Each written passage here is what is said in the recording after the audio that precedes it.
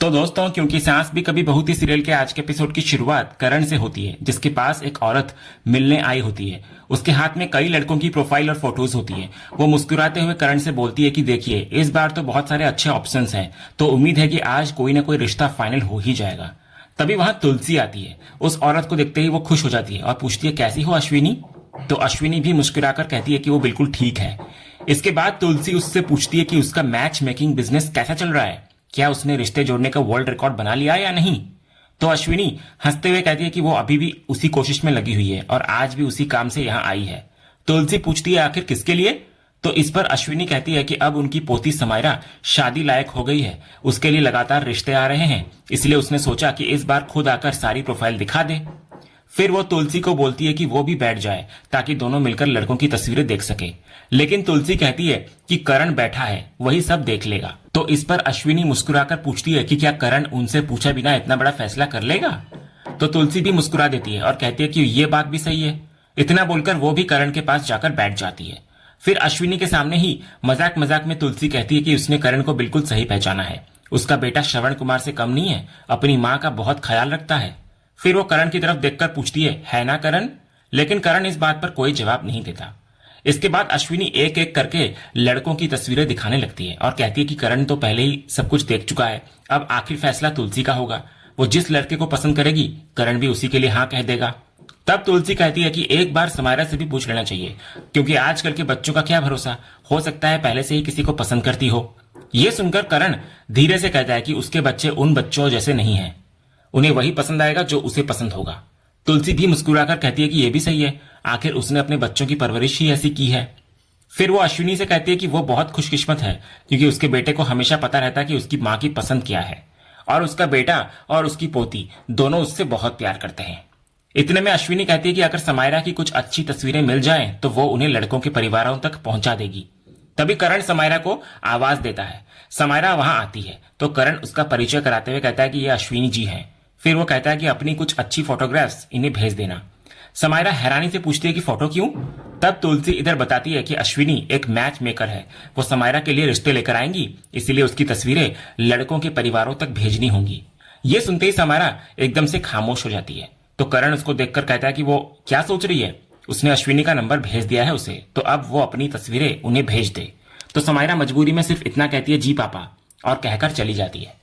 अगले सीन में हम देखते हैं कि समायरा सिद्धार्थ से मिलने पहुंचती है बाहर और उसको पूरी बात बताती है। लेकिन पूरी बात सुनते ही सिद्धार्थ हंसने लगता है। समायरा नाराज होकर कहती है कि यहाँ उसकी जान निकली जा रही है और उसे हंसी आ रही है। वो अभी अभी अपनी 3 सोलो फोटोज एक रैंडम एंटी को देकर आई है, जो अब उन्हें गुजराती लड़कों के घर भेजने वाली है। इस पर सिद्धार्थ मजाक करते हुए कहता है, अमेजिंग, शादी में तो बुलाओगी ना? ये सुनते ही समायरा गुस्से में वहां से जाने लगती है, लेकिन सिद्धार्थ तुरंत उसका हाथ पकड़कर उसको रोक लेता है और कहता है कि वो सिर्फ मजाक कर रहा था। समायरा कहती है कि उसे तो बिल्कुल मजाक नहीं लगा।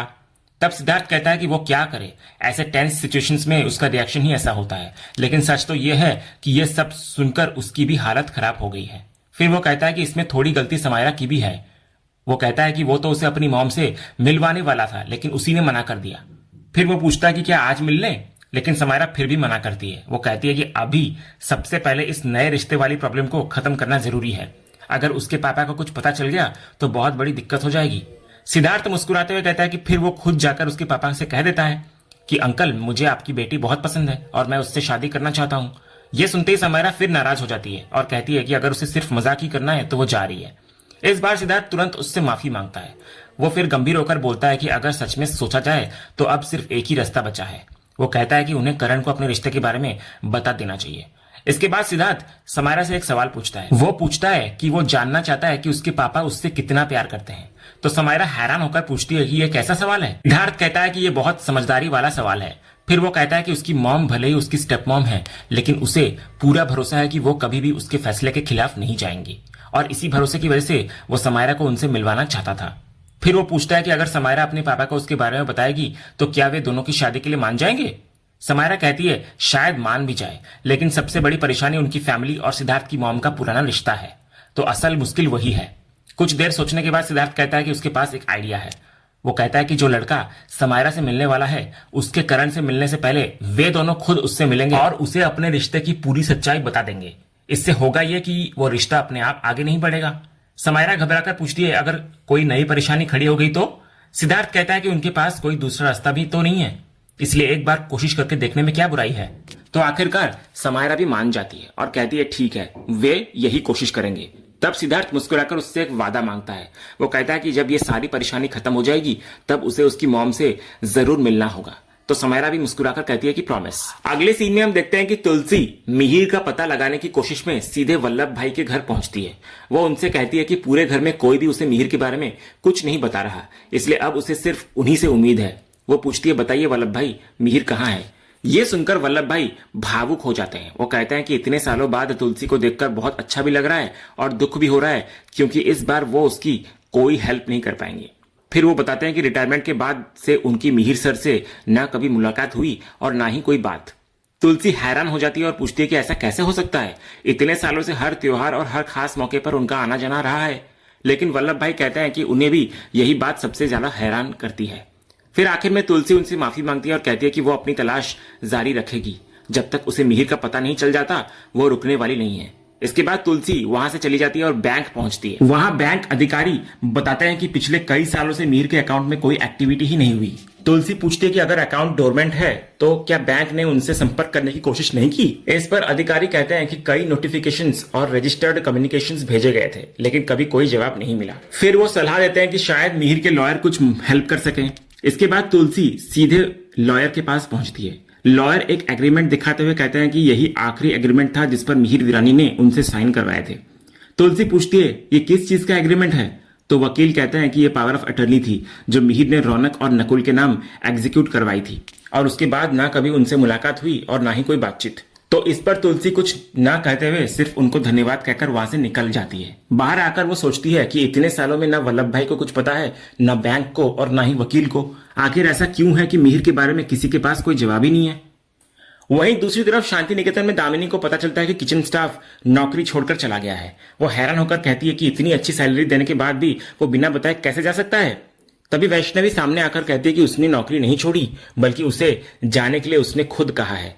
इतना सुनते ही दामिनी चौंक जाती है। वैष्णवी बताती है कि उसने उनका पूरा हिसाब भी साफ कर दिया है। दामिनी गुस्से में पूछती है कि आखिर उसने ऐसा क्यों किया। इस पर वैष्णवी समझाती है कि जब से तुलसी ने उसे घर की इतनी बड़ी जिम्मेदारी दी है तभी से वो पूरे घर का हिसाब देख रही है। उसे लगा कि घर की शुरुआत किचन से करनी चाहिए, क्योंकि सबसे ज्यादा खर्च वहीं होता है। फिर उसने देखा कि घर के 2 हिस्से होने के बावजूद खाना लगभग एक ही बनता है, लेकिन अलग अलग किचन और अलग अलग गैस की वजह से बेवजह खर्च बढ़ रहा है। उसके मुताबिक महाराज जी इतने सालों से सबके लिए खाना बनाते आए हैं, सबको उनके हाथ का खाना पसंद भी है, इसलिए अलग शेफ रखने की अब कोई जरूरत नहीं थी। इसलिए उसने उनका हिसाब करके उन्हें जाने के लिए कह दिया। यह सुनते ही दामिनी नाराज हो जाती है। वो कहती है कि वो उसकी सास है, इतना बड़ा फैसला लेने से पहले कम से कम एक बार उससे सलाह तो लेनी चाहिए थी। अगर उसने किसी को काम पर रखा था तो सोच समझकर ही रखा होगा। वो कहती है तुमने इतना बड़ा फैसला अकेले कैसे ले लिया। तभी पीछे से तुलसी आती है और कहती है कर सकती है वो फैसला, क्योंकि घर की चाबियां मैंने इसको दी है और जिसके हाथ में चाबी होती है उसी का किचन पर भी अधिकार होता है। वो ताना मारते हुए कहती है कि अगर उसकी पुरानी बहुएं घर और किचन ठीक से संभाल लेती तो नई बहू को इतनी जल्दी जिम्मेदारी देने की नौबत ही नहीं आती। इसके बाद तुलसी जानबूझकर वैष्णवी को पूछती है कि क्या सास की कोई इज्जत नहीं होती। घर के मर्दों का ईगो संभालना ही उसका काम नहीं है। इतना बड़ा फैसला लेने से पहले उसने अपनी सास से भी नहीं पूछा और अपनी सास की सास यानी उससे भी नहीं पूछा। इस पर वैष्णवी तुरंत दामिनी से माफी मांगती है। वो कहती है कि अगर उन्हें बुरा लगा हो तो वो सच में माफी चाहती है, लेकिन वो सिर्फ यही चाहती है कि जो जिम्मेदारी उसे मिली है उसे वो सबसे अच्छी तरीके से निभाए। आखिर वो उनकी बहू है तो उनकी नाक कभी कटने नहीं देगी। तुलसी भी तुरंत कहती है हाँ बिल्कुल सही कहा, बहू को अपनी सास की नाक कभी नहीं कटने देनी चाहिए। इतना बोलकर वो दामिनी से पूछती है ना दामिनी।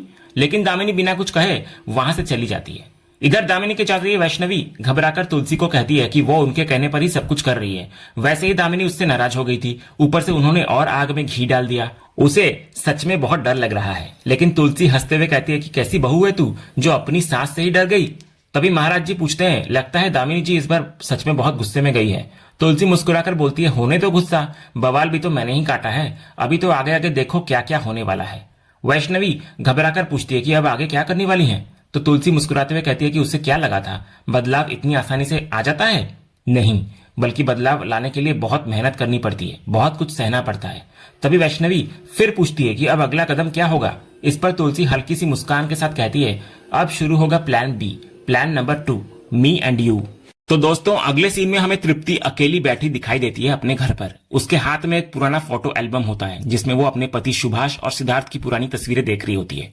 तभी उसकी नजर एक ऐसी फोटो पर ठहर जाती है जिसमें नन्हा सा सिद्धार्थ अपने पिता सुभाष के कंधों पर बैठा होता है। वो तस्वीर को एल्बम से निकालती है और प्यार से उसको देखती है और कहती है कि जब उसने सिद्धार्थ को पहली बार गोद में लिया था तब वो सिर्फ 1 साल का था। तभी से उसने उसे अपने बेटे की तरह पाल पोसकर बड़ा किया। लेकिन अगले ही पल उसके चेहरे के भाव पूरी तरह बदल जाते हैं। वो कहती है कि उसने ये सब ममता या प्यार की वजह से नहीं किया बल्कि सिर्फ अपने मकसद के लिए किया। अगर उसके इरादे कुछ और न होते तो वो किसी और के बच्चे पर अपनी पूरी जिंदगी कभी नहीं लगाती। फिर वो सुभाष की फोटो की तरफ देखकर कहती है, और ये तेरा बाप सुभाष दासगुप्ता। अपनी सारी ख्वाहिशों का गला दबाकर मैंने इससे शादी की क्योंकि मेरा सिर्फ एक ही मकसद था, दोबारा वीरानी परिवार में घुसना और वहां एक एक से अपना हिसाब बराबर करना। वो आगे कहती है, इसके लिए क्या कुछ नहीं किया मैंने। इतने सालों तक मेहनत की, अच्छी पत्नी और अच्छी मां बनने का नाटक किया और अब आखिरकार मेरी मेहनत रंग ला रही है। इतना बोलकर तृप्ति उठती है और पास रखी पूल टेबल के पास जाती है। वहां जाकर वो क्यू स्टिक उठाती है। टेबल पर रखी हर बॉल पर वीरानी परिवार के किसी न किसी सदस्य की तस्वीर लगी होती है। उन्हें देखते हुए वो मुस्कुराती है और कहती है कि अब असली खेल शुरू होगा। एक ही शॉट में वो सारी बॉल्स को टेबल पर बिखेर देती है। फिर उसकी नजर समायरा वाली बॉल पर जाती है। वो कहती है कि हर परिवार की एक सबसे कमजोर कड़ी होती है और वीरानी परिवार की सबसे कमजोर कड़ी समायरा है। इतना कहते ही वो समायरा वाली बॉल को पॉकेट में डाल देती है और कहती है कि समायरा तक पहुंचने का रास्ता उसका अपना बेटा सिड बनेगा। इसके बाद वो बिना रुके करण वाली बॉल को पॉकेट में डालती है। फिर गौतम, साहिल, गायत्री, शोभा, दामिनी, वैष्णवी और नंदिनी एक एक करके हर बॉल को पॉकेट में भेजती जाती है। बाकी बची हुई बॉल्स को देखकर वो ताना कसते हुए कहती है कि इनका हिसाब भी बाद में होगा और अगले ही पल सारी बची हुई बॉल्स भी पॉकेट में पहुंच जाती है। अब टेबल पर सिर्फ 2 बॉल्स बची होती है। एक पर तुलसी की तस्वीर होती है जबकि दूसरी बॉल पर टेप लगा होने की वजह से उसका चेहरा दिखाई नहीं देता। तृप्ति धीरे धीरे तुलसी वाली बॉल के पास जाती है और उसको घूरते हुए कहती है कि अब तुलसी सिर्फ अपने पूरे परिवार को बिखरता हुआ देखेगी और उसके बाद बारी उसकी भी आएगी। इतना बोलकर वो तुलसी वाली बॉल को भी पॉकेट में डाल देती है शॉट मारकर। अब सिर्फ आखिरी वाली बॉल बचती है। तृप्ति उसकी तरफ देखकर कहती है कि आखिर में सबसे बड़ा वार इसी पर होगा। जैसे ही वो आखिरी शॉट मारती है तब पता चलता है कि उस बॉल पर मिहिर की तस्वीर लगी हुई थी। मिहिर की बॉल भी जाकर उसी पॉकेट में गिरती है जहां तुलसी वाली बॉल पहले से मौजूद होती है। सारी बॉल्स पॉकेट में डालने के बाद तृप्ति खतरनाक मुस्कान के साथ कहती है, सब छीन लूंगी मैं तुलसी मैया, अब मेरा खेल शुरू और तुम सबका खेल खत्म। उधर दूसरी तरफ दामिनी नकुल और वैष्णवी के साथ होती है। वो बेहद दुखी होकर कहती है कि उसे बहुत बुरा लगा। वो नकुल से पूछती है कि क्या वो उसकी मां नहीं है और फिर वैष्णवी से भी पूछती है कि क्या वो उसकी सास नहीं है। दामिनी कहती है कि इतना बड़ा फैसला ले लिया गया लेकिन उसे ऐसा महसूस कराया गया कि जैसे इस घर में उसकी कोई अहमियत ही नहीं बची। वैष्णवी तुरंत सफाई देती है। वो कहती है कि उसका इरादा किसी का दिल दुखाने का बिल्कुल भी नहीं था। उसको सिर्फ इतनी बड़ी जिम्मेदारी मिली थी इसलिए वो उसे अच्छे से निभाने की कोशिश कर रही थी। फिर वो चाबियों की तरफ देखकर कहती है कि अगर इन्हीं चाबियों की वजह से सब दुखी हो रहे हैं तो वो ये जिम्मेदारी नहीं चाहती। वो चाबियां वापस करने के लिए तैयार है। तभी तुलसी वहां पहुंच जाती है। वो जानबूझकर वैष्णवी से पूछती है कि क्या सच में वो इतनी जल्दी हार मान रही है। तुलसी समझाती है कि घर की चाबी सिर्फ चाबियों का गुच्छा नहीं होता बल्कि पूरे घर की जिम्मेदारी होती है। जब किसी को ये जिम्मेदारी मिलती है तब उसे पूरे परिवार के बारे में फैसले लेने पड़ते हैं और उस वक्त रिश्ते नहीं बल्कि पूरे घर का भला देखना पड़ता है। फिर वो जानबूझकर दामिनी के सामने कहती है कि अगर वैष्णवी इतनी डर ही रही है तो कोई बात नहीं, वो ये चाबियां नियति को दे देगी। आखिर नियति फैसले लेने से डरती तो नहीं है। ये सुनकर वैष्णवी तुरंत बोलती है कि अगर ऐसा है तो चाबियां नियति को ही दे दी जाए, उससे जिम्मेदारी नहीं निभेगी। नकुल भी उसकी बात का समर्थन करता हुआ नजर आता है। तभी तुलसी सच में चाबियां लेकर वहां से आगे बढ़ती है लेकिन तभी दामिनी तुरंत उन्हें रोक लेती है। वो तुलसी के हाथ से चाबियां लेती है और बिना एक पल गवाए दोबारा वैष्णवी के हाथों में रख देती है। वो वैष्णवी से कहती है कि ये वो क्या कर रही है। उसने ऐसी कौन सी बात कह दी कि वो इतनी जल्दी हार मानकर चाबियां वापस करने चली गई। दामिनी समझाती है कि तुलसी ने पूरे भरोसे के साथ उसे घर की इतनी बड़ी जिम्मेदारी सौंपी है। अगर वो अब चाबियां लौटा देगी तो सबसे ज्यादा दुख तुलसी को ही होगा। इतने में तुलसी फिर बीच में बोल पड़ती है। वो कहती है कि अगर वैष्णवी नहीं रखना चाहती तो कोई बात नहीं, जबरदस्ती किसी से जिम्मेदारी नहीं निभवाई जाती। उसे चाबियां नहीं चाहिए तो रहने दो। लेकिन दामिनी इस बार भी तुलसी की बात नहीं मानती। वो फिर से चाबियां उठाकर मजबूती से वैष्णवी के हाथों में रख देती है और कहती है कि जिम्मेदारी से इतनी आसानी से पीछे नहीं हटते। अगर पूरे विश्वास के साथ तुलसी ने ये जिम्मेदारी उसे दी है तो अब वो इसे पूरी ईमानदारी से निभाएगी। दामिनी साफ कहती है कि अब ये चाबियां उसी के पास रहेंगी, यानी कि वैष्णवी के पास, और पूरे घर की जिम्मेदारी भी वही संभालेगी। और इसी सीन के साथ आज का ये एपिसोड यहीं पर खत्म होता है। तो दोस्तों, आज के एपिसोड पर आपकी क्या राय है? अपनी राय हमें कमेंट करके जरूर बताइए। अगर आप क्योंकि सास भी कभी बहू थी की हर नई अपडेट सबसे पहले देखना चाहते हैं तो हमारे चैनल को सब्सक्राइब कर लें और बेल आइकन को भी जरूर ऑन कर लें ताकि आने वाली कोई भी वीडियो आपसे मिस ना हो। फिलहाल आज के लिए बस इतना ही। हम फिर मिलेंगे अगले एपिसोड की एक और शानदार अपडेट के साथ। तब तक के लिए धन्यवाद।